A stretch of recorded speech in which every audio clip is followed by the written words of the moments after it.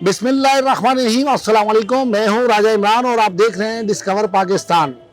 आज जो मेरे मेहमान हैं उनकी उम्र तो 10 साल है, लेकिन उनके अगर कारनामों की बात की जाए तो वो 60 साल के बड़े लोगों से ज़्यादा के कारनामे उनके हैं। लेकिन उनकी असल वजह, जिसकी वजह से उनको आज जो है उनका इंटरव्यू किया जा रहा है, एक तो वो 10 साल के बच्चे हैं जो कि बड़े बड़े लोगों का इंटरव्यू कर चुके हैं। इसके साथ ही साथ वो 4 साल की उम्र में जो है एक कैंसर जैसी मौजी मर्ज में मुब्तला हुए थे, जिसको वो शिकस्त दे चुके हैं। मैं बिला ताखीर नाज़रीन के लिए जाता हूँ अपने मेहमान की जानब। अवैस शहजाद जो मेरे साथ जो मौजूद है। अवैस, अस्सलाम वालेकुम। वालेकुम अस्सलाम। अवैस, कैसी हैं आप? ठीक, अल्हम्दुलिल्लाह। अवैस, सबसे पहले ये बताइएगा, आपकी उम्र 10 साल हो गई है आज। आप 4 साल की उम्र में या 5 साल की उम्र में थे तो आपको एक बीमारी में मुब्तला हुए, कैंसर में, आपने उसे शिकस्त दे दी। थोड़ा सा बताएं कैसे शिकस्त दी, क्या क्या करते थे आप, और आप इस हवाले से बताइएगा ज़रा। जी, दरअसल मैं बीमार होता था। गर्मियों में मेरे सर पे दाने निकलते थे, पूरा मैं बीमार हो जाता था। और सर्दियों में मैं पूरा बुखार रहता था और गर्मियों में दाने रहते थे। हर सीज़न में कोई ना कोई मेरे को बीमारी रहती थी। इसके बाद मैं जाली जो डॉक्टर होते, जो चीज़ें होती है बाहर की, अताई डॉक्टर। जी, उनके पास मैं गया। मैं मेडिसिन लेता रहा। उन लोगों ने एंटीबायोटिक लगाई, इंजेक्शन लगाए, कीमो लगाई, जिसकी वजह से मेरा इम्यून सिस्टम खराब कर दिया, जो मेरे को कैंसर की तरफ लेकर चले गई ये बीमारी। जिसके बाद मेरे वाइट सेल थे वो बहुत कम रह गए थे, क्योंकि जितने मेरे 1 लाख वाइट सेल थे वो 8,000 वाइट सेल में बदल गए थे।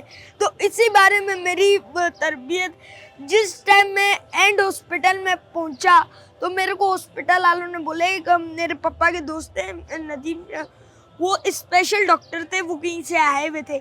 उन्होंने कमीज़ उतारी मेरी और मेरे पापा को बोला, नदीम भाई इनको ब्लड कैंसर हो गया।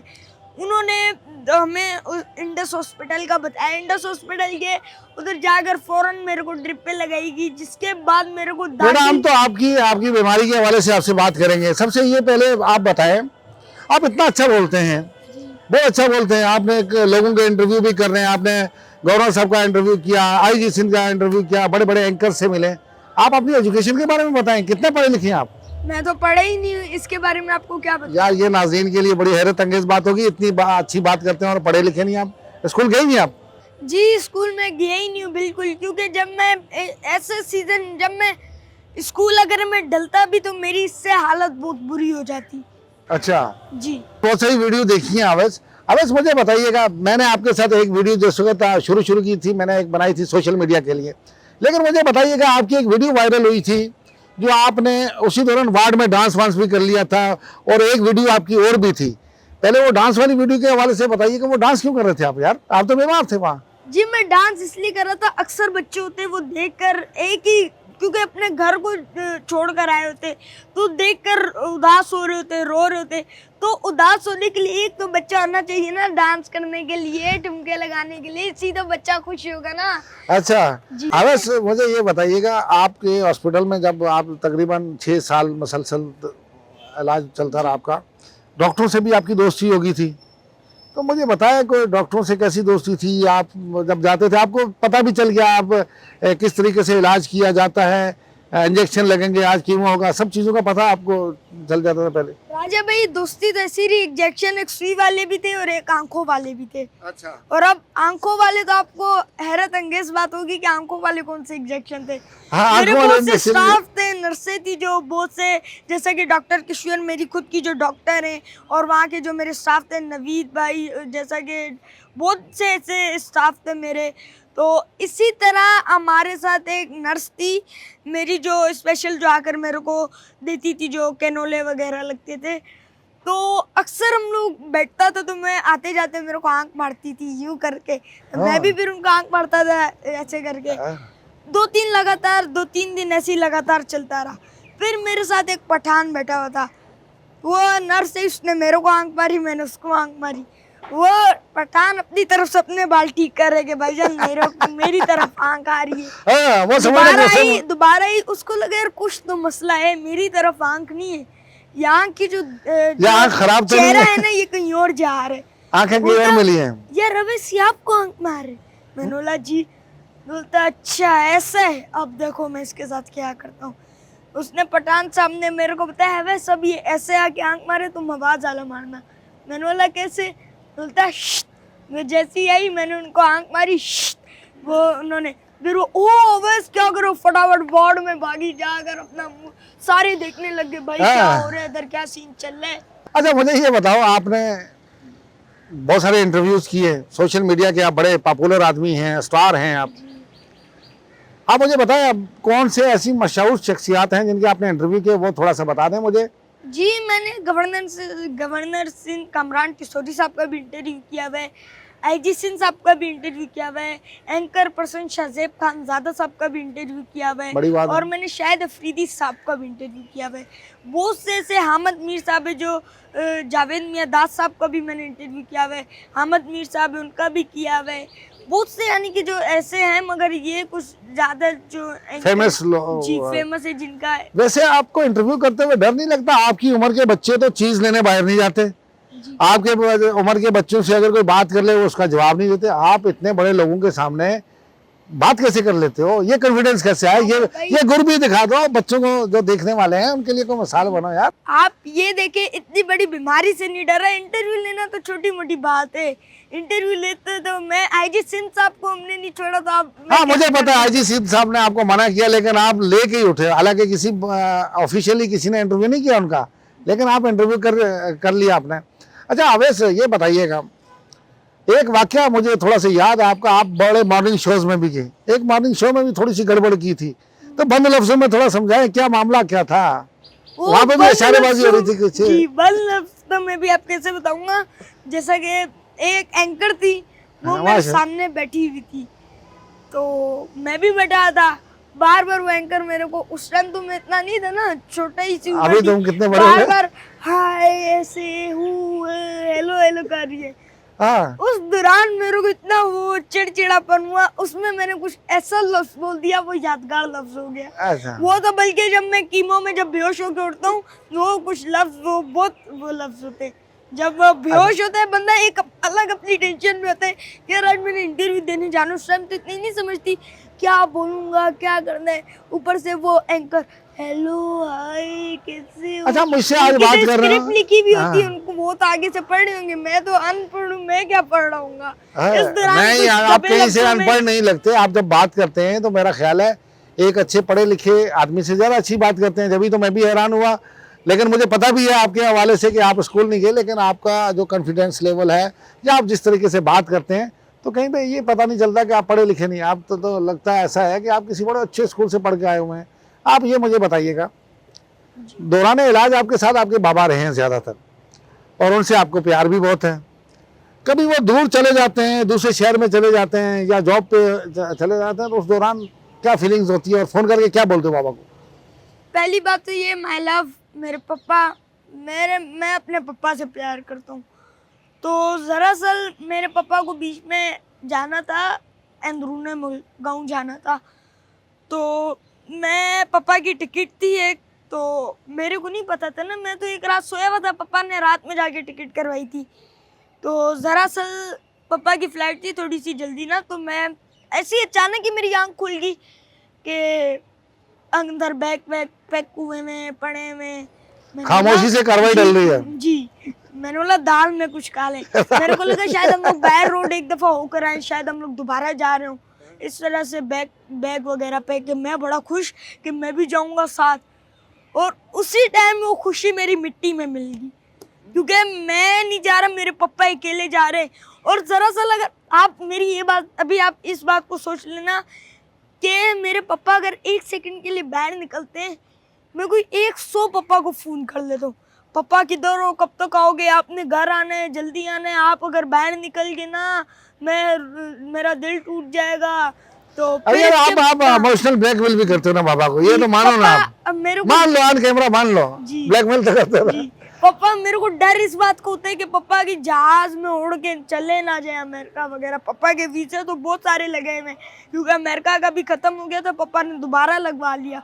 तो पापा के बिना मैं रहते ही नहीं हूँ, मेरी पापा से बस ऐसी मोहब्बत है, कोई पापा को कोई बात भी बोल लो तो मैं नहीं बर्दाश्त कर पाता हूँ, मैं डायरेक्ट भाई तीसरे में तुम चौथे में पूम हो जाता हूँ। अच्छा चौथे किसमें, गेर में? जी। अच्छा अवैस आपसे बात करते हुए बड़ा मज़ा आ रहा है मुझे। ये बताएं आप कि जाहिर है बाबा से तो आपको प्यार है, दोस्त कौन है आपका अच्छा दोस्त मेरे अलावा? आपके अलावा दोस्त कौन है? देखो दोस्त तो मेरे सारे ही हैं, मेरे को दुआ देते हैं, हर नमाज के बाद मेरे लिए दुआ करते हैं, सारे बड़े अच्छे। सीरियस हो गए, मैंने बड़ा लाइट मोड में पूछा था ये क्वेश्चन। और कोई लड़कियों की बात कर लो, लड़कों की बात नहीं कर रहा मैं। नहीं, और इंडस हॉस्पिटल वाले मेरे स्टाफ थे, उनके साथ भी मेरे अच्छे दोस्त थे, उनके साथ भी मेरे खुश लम्हात रहे, उनके साथ कभी उनको, बल्कि हमारा ऐसा ताल्लुक हो गया था, उनको कभी घर छोड़ना, कभी आना, एक साथ बैठना, गाड़ी में रहना। अक्सर जब हमारा टाइम नहीं होता था तो वो मेरे साथ आ जाते थे, गाड़ी में बैठ कर हम लोग बातें कर रहे थे। अगर हमारी जो गाड़ी होती है ऑटोमेटिक, अब वो मेरे साथ होते थे, मैं उनके साथ ऐसे सीट पीछे करके स्लाइड बना के स्लाइड लेता था नीचे।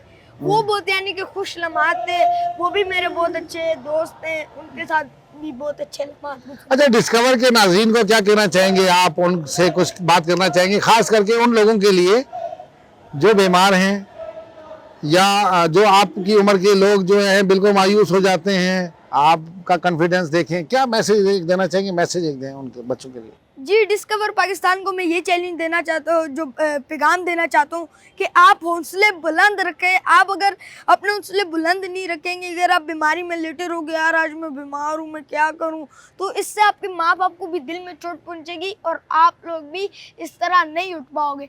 मैं इतना बीमार था जिसमें मेरी उठने वाली हालत नहीं थी, मैंने फिर भी उठा। और आप अपनी अवेयरनेस रखें, केयर रखें, मास्क पहने। मैं जब भी बाहर जाता हूँ कपड़े पूरे चेंज करता हूँ, नहाता हूँ, और ये बाहर का गंद मिला चीज़ें नहीं कहीं जाली होती है। हाँ, कोई अच्छी फैक्ट्री से, कोई अच्छी जगह से लेकर खाएं, ये बाहर वाली चीज़ें नहीं खाएं, और अपने हौसले बुलंद रखें। आप लोग सुइए के नौले तो छोटी मोटी बात है, कुछ भी नहीं होता, अपने हौसले बुलंद रखें। अल्लाह आप लोगों के साथ, आपकी माँ बाप की दुआएं। बिल्कुल आवेश में, क्योंकि अब आपके बाबा भी यहाँ पे मौजूद हैं, मैं उनसे भी बात करूंगा। नदीम शहजाद साहब मेरे कोलीग भी हैं सबका, और मैं चाहूँगा कि नदीम साहब इधर आ जाएँ और नदीम साहब से मैं बात करूँ। जी बिल्कुल, इस वक्त मेरे साथ जो है आवेश के जो वालिद साहब हैं नदीम शहजाद साहब, वो भी मेरे साथ मौजूद हैं। नदीम भाई अस्सलाम वालेकुम। वालेकुम अस्सलाम। नदीम शहजाद साहब, आप जर्नलिस्ट हैं, लेकिन आपका बेटा मैं समझता हूँ कि आपसे भी बड़ा जर्नलिस्ट है। आप और मैं तो कोलीग भी रह चुके हैं।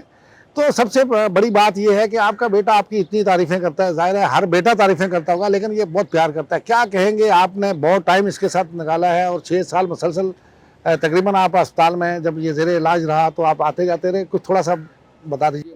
बिस्मिल्लाहिर्रहमानिर्रहीम। राजा, ये बेटा मेरा इंतहाई प्यारा है मुझे, और बहुत छोटा सा था जब से ही मेरे साथ, बल्कि मेरे सीने पे सोता था। उसके बाद मुझे नहीं पता था कि इसके साथ एक ऐसी नागानी या आफत आनी या एक मौजी मर्ज में ये मुब्तला हो जाएगा, और इसके साथ फिर ब्लड कैंसर जैसी बीमारी, और उसमें भी बीआल ब्लास्ट लिकोमिया जो इसको, वो ब्लड कैंसर है।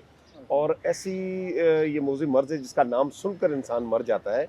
और इसके बाद जब हमें इस बीमारी का इल्म हुआ तो आप सोचें कि उस वक्त दिल पे क्या गुजरी होगी कि जब एक प्यारी से प्यारी जो चीज़ हो आपकी, और वो इस मर्ज़ में जिसका हमने कभी तसव्वुर भी नहीं किया था। फिर उसके बाद बस ये एक हमने ज़हन बना लिया कि अब इस मर्ज़ आ गई, ये अल्लाह की तरफ से है, मन जाने बल्ला है, तो उसका सामना करना है।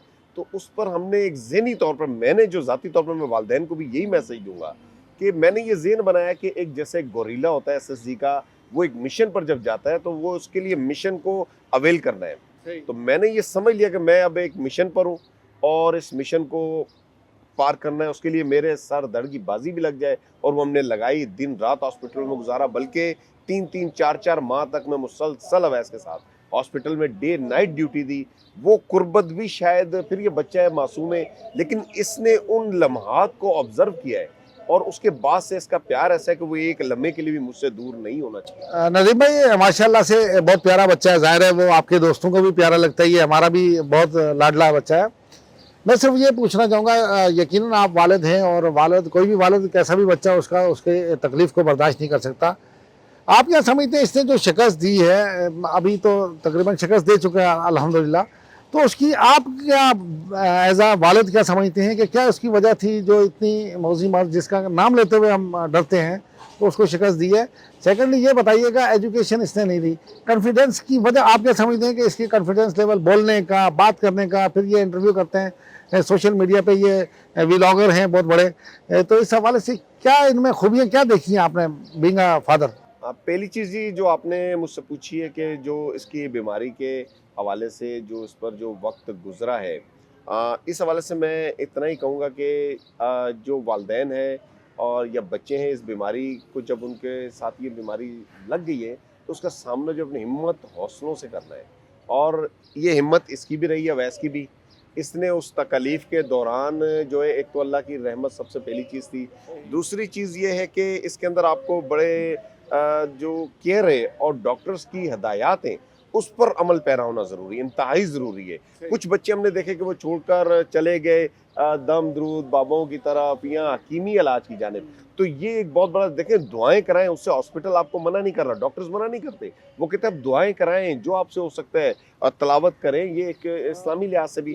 लेकिन इलाज अगर आपको कीमो लग चुकी है, बॉडी में चली गई है, उसके बाद आप प्रॉपर इलाज करवाएं। लोग फिर इसलिए चले जाते हैं कि इस इलाज की बड़ी अजियत है, वक्त नहीं दे पाते। फिर उसके अलावा वालिदैन के लिए एक मरीज़ होता है, साथ पूरा घर डिस्टर्ब होता है। तो ये भी वजूहात बनती हैं, मुआशी तौर पर वजूहात बनती हैं कि लोग आगे नहीं चलते, फिर वो दुआओं की जानिब और दम दरूदों की जानिब और हिकमत की जानिब चले जाते हैं। तो प्रॉपर इलाज करना चाहिए और बच्चों की केयर करनी चाहिए कि जो जाली अशिया आजकल जो बाज़ारों में, इनसे बिल्कुल बच्चों को बाज़ारी चीज़ों से बचाएं, अच्छी सेहतमंद चीज़ें इनको दी जाएं। ये वो चीज़ें हैं जिनको केयर भी करना है और वालिदैन के हौसले भी चाहिए और ये तमाम चीज़ें। लेकिन इसके साथ इसकी तालीम का जो इशू है, तालीम का मसला ये बना कि ये बिल्कुल इसको अभी एडमिट ही करवाया था उस अपना स्कूलिंग में, तो ये बीमार हो गया था, फिर वो क्लासेस जारी ना रख सका। अब इसके 4-5 साल के इलाज के बाद इसके चूँकि बोन मैरो का टेस्ट होते रहते थे मंथली बुनियादों पर, तो जब रीढ़ की हड्डी से पानी निकलता है उसके बाद बच्चा बहुत ज़्यादा वो डिस्टर्ब रहता है। अभी भी इसकी वीकनेस है, 5 साल गुजर गए। इसकी कमर में ये आधा घंटा घंटा बैठता है, बहुत ज़्यादा पेन शुरू हो जाती है, पूरी बॉडी में दर्द हो जाती है। तो अब ऐसा कोई स्कूल पाकिस्तान में नहीं है कि जहाँ पर ऐसे बच्चे जो कैंसर से रिकवर हों और उनके लिए कुछ स्पेशल क्लासेस हो, जहाँ पर उनके लिए नरम इन्वायरमेंट हो, एसी हो, कूलिंग चाहिए गर्मी के अंदर, इनको इन्वायरमेंट चाहिए जहाँ पर यानी कि बिल्कुल माहौल साफ़ सुथरा हो। अब रश क्लास में होगा बच्चों का और नॉर्मल बच्चे होंगे, उनमें फिर तरह तरह की बीमारियों वाले बच्चे, इनके लिए, और बच्चे भी ऐसे साथ हों जो बिल्कुल सेहतमंद हो, किसी बीमारी से अफेक्टेड ना हो। तो ये सारी चीज़ें करने के लिए हुकूमत वक्त को सोचना चाहिए कि जो बच्चे 4 साल 5 साल अपनी ज़िंदगी मौत की कश्मकश में रहकर बाहर निकलते हैं, इतना अजियतनाक इलाज करा के बाहर आते हैं, फिर वो माहौल उसके साजगार नहीं मिलता। नदीम भाई, बहुत शुक्रिया, आपने वक्त दिया, और अवैस साहब का भी बहुत शुक्रिया, आपने वक्त दिया। लेकिन मैं इस हवाले से अवैस से कहूँगा कि जाते जाते डिस्कवर पाकिस्तान के नाज़रीन के लिए वो डांस थोड़ा सा करके दिखा दें अगर, तो बहुत अच्छा लगेगा हमें। और ये भी आता जान जाना मंगदी मित्रा ना मंगदी तेन मौज करावा अवैस शहजाद, आपका बहुत शुक्रिया, आपने हमें वक्त दिया। बिल्कुल हम डिस्कवर पाकिस्तान के नाज़रीन के लिए ऐसे होनहार बच्चे, बहादुर बच्चों के जो दीगर बच्चे भी होंगे उनके भी इंटरव्यूज़ करते रहेंगे और डिस्कवर पाकिस्तान के नाज़रीन को ऐसे बच्चों से मिलवाते रहेंगे। इस वक्त तक के लिए अल्लाह हाफिज़।